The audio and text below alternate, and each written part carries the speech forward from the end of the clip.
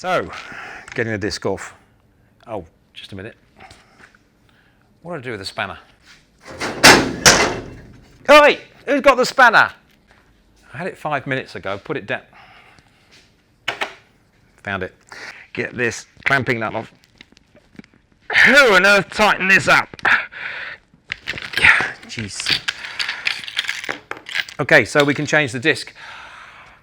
We've been doing this for years, haven't we? What if there were a better way? Well, there is. Out with the old. Out with clumsiness wasting time. Out with complicated and old-fashioned. In with a solution that's ready for you. In with something extra revolutionary. Stay tuned.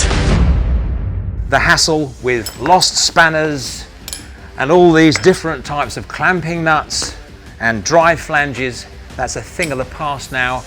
What we have is X-Lock on the grinder itself. If you want to fit a disc, you simply take the disc, offer it up to the grinder and click it in place and you're ready to go.